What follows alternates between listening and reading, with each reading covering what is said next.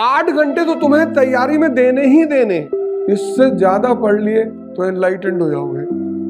यहां जो एग्जाम है ना, इसकी लास्ट डेट नहीं पता है। तो जब भी जीवन में चेंज करना तो ब्रिटेन की तरह करना, धीरे धीरे शुरुआत करना। इमीडिएट जो चेंज होते हैं वो बहुत खतरनाक होते हैं।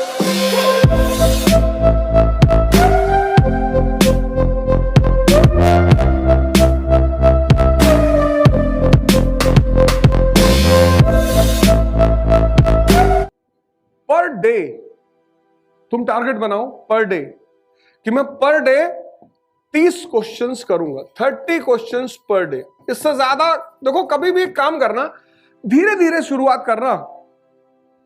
तुम मन का शिकार मत होना। मन जब कोई काम शुरू करता है ना तो बहुत एक्साइटमेंट में होता कि पहले दिन मैं 200 क्वेश्चन करूंगा। चलो कर तो लोगे, दूसरे दिन भी कर लोगे, फिर चौथे दिन अगले 4 महीने के लिए किताब नहीं उठाओगे।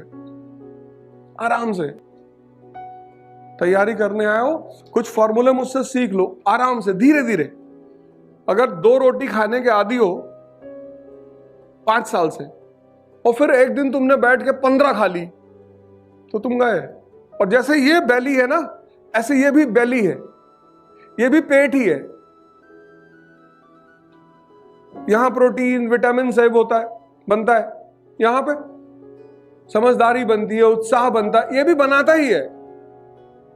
ये भी पेट ही है, यहां भी हजम ही होता है। और ये चेक कर लो कि तुम्हारा यहां का हाजमा कैसा है। 30 क्वेश्चन, आराम से तैयारी शुरू करो, आराम से, रिलैक्स, भागो मत। अगर तुम भागे 1 महीने बाद गिर जाओगे, और जिस दिन गिरोगे ना उसके बाद अगले 2-3 महीने पढ़ाई नहीं कर पाओगे। इस गेम की सबसे खतरनाक चीज पता है क्या है? जैसे अभी तक तुम पढ़ाई कैसे करते थे? अभी तक तुम्हारा जो एग्जामिनेशन होता था वो सिर्फ 10 दिन का होता था मैक्सिमम, बस। तो तुम्हारा सारा पेन जो होता था वो 10 दिन का होता था, और 10 दिन का पेन बर्दाश्त है। 365 डेज में 10 दिन का पेन बर्दाश्त है। तुम्हारी एग्जाम डेट आई 14 जून टू 26 जून, तो तुम्हारी पहली नजर कहां गई? 26 जून पे। कह रहे भैया सारा दर्द यहीं तक है। ये अब तक तुम किए हो, मतलब हम सब यही करते थे। यहां जो एग्जाम है ना, इसकी लास्ट डेट नहीं पता है। यही इस एग्जामिनेशन का सबसे खतरनाक एस्पेक्ट है, जिसमें अच्छे अच्छे लोग फंस जाते हैं। यहां तुम 10 दिन पढ़ते थे, 14-14 घंटे, कोई बात नहीं, क्योंकि 10 ही दिन पढ़ना था। यहां 365 दिन पढ़ना है। तो सबसे बड़ा टारगेट है रेगुलरिटी। और अगर तुमने लिमिट से ज्यादा पढ़ा, मतलब तुम्हारी लिमिट है 5 घंटा पढ़ने की, तो 5 पढ़ो, 5। और लिमिट बढ़ाई जाती है। ये तुम पहले दिन वॉक करने गए, 2 किलोमीटर वॉक किए, 10 दिन बाद 4। तो अब तुम्हारा टारगेट ये है कि मेरा 5 घंटा लिमिट है पर डे पढ़ने का, मुझे इसको खींचकर 8 घंटे लेकर आना है, मैक्सिमम 10। इससे ज्यादा पढ़ लिए तो एनलाइटेंड हो जाओगे। हर जगह लिमिट बढ़ाई जाती है। घबराना मत, भागना मत। जब कोई टॉपर कहता है कि मैं 4 न्यूज़पेपर पढ़ता था, तो वो अपनी लिमिट बढ़ा चुका होता है, उस लेवल पे कहता है। तुम इस लेवल पे उसको अगर सुनोगे तो तुम परेशान हो जाओगे। अब फेल्प्स, अगर उसके साथ तुम स्विमिंग में कंपैरिजन करने लगो तो तुम गए। राजेंद्र नगर में जो 4 साल से लड़का है, उसकी लिमिट एक्सटेंड हो चुकी है, उसकी लिमिट बढ़ चुकी है। तो जब वो तुमसे कहेगा कि अरे यार तुम एक दिन से फंडामेंटल राइट का चैप्टर पढ़ रहे हो, ऐसे तो तुम्हारा कभी नहीं होगा, तुम टेंशन मत लेना, क्योंकि तुमको पता होगा कि तुम अपना लिमिट बढ़ा रहे हो। यहां जो लड़का इंटरव्यू दिया हुआ बैठा हुआ है, उसकी लिमिट बढ़ी हुई है, तुम्हें अभी बढ़ानी है। न्यू कमर के साथ कुछ चैलेंजेस होते हैं, उन चैलेंजेस को उनको समझना चाहिए। और पहला चैलेंज होता है कि कंसिस्टेंसी बनानी है। तो कंसिस्टेंसी में अब तुम मान लो 10 घंटे 10 दिन पढ़े और फिर 20 दिन तुम गायब हो गए, और तुम 30 घंटे 5 दिन पढ़े, 5 घंटे 30 दिन पढ़े, तुम 10 घंटे 10 दिन पढ़े और 20 दिन गायब। इसने रिजेक्ट कर दिया ना कि भैया आप नहीं ले पाएंगे, खत्म। तो पूरे महीने की तुम्हारी पढ़ाई कितनी हुई? 100 घंटे। लेकिन तुम 5 घंटे 30 दिन पढ़े, तो पूरे महीने की तुम्हारी पढ़ाई कितनी हुई? पूरे महीने का एवरेज देखना है।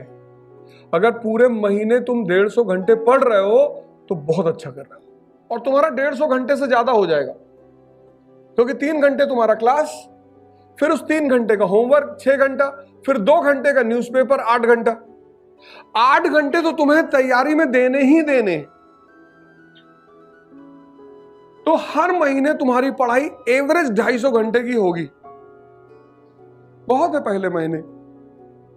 तुम याद करके देखो, ग्रेजुएशन में सिर्फ यही 10 दिन हम पढ़े थे, इसके अलावा हमने पढ़ाई नहीं की थी। अब हमें वो ट्रैक चेंज करना है। चेंज जब भी करना तो ब्रिटेन की तरह करना, कभी फ्रांस की तरह मत करना। इसका मतलब क्या हुआ? ब्रिटेन की तरह जो जिसने चेंज किया, ब्रिटेन में 1215 से 1688 में पार्लियामेंट डोमिनेट हुआ। कितने साल में? 400 साल में। इसीलिए आज तक ब्रिटेन में कोई बहुत खतरनाक सी क्रांति नहीं हुई, क्योंकि चेंज हुआ, ग्रेजुअल हुआ और स्टेप बाय स्टेप हुआ। इसलिए ब्रिटेन का तुम अगर हिस्ट्री पढ़ो तो आज भी मोनार्की है वहां पे। 1215 में वहां पे पार्लियामेंट पैदा हुआ, और 1688 जिसको तुम बोलते हो ग्लोरियस रेवोल्यूशन, 400 साल बाद वो पार्लियामेंट सुपर पावर बना इंग्लैंड में।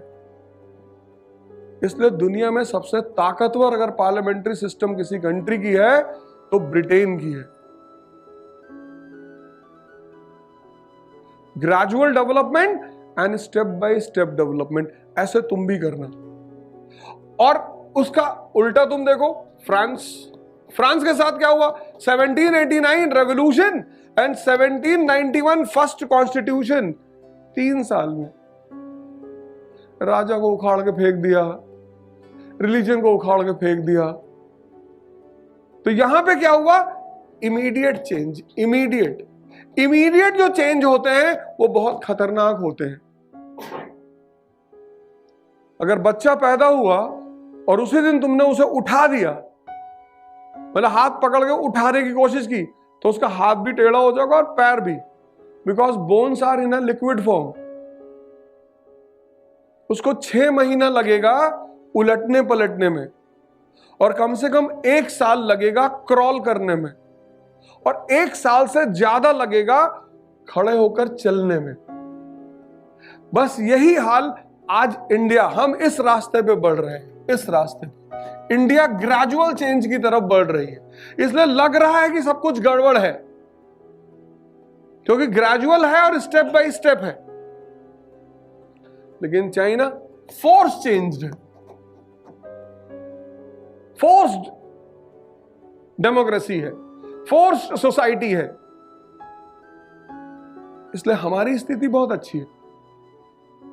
हम दिख तो रहे हैं बर्बाद हो रहे हैं, लेकिन अंदर से हम उतने स्ट्रांग भी हो रहे हैं।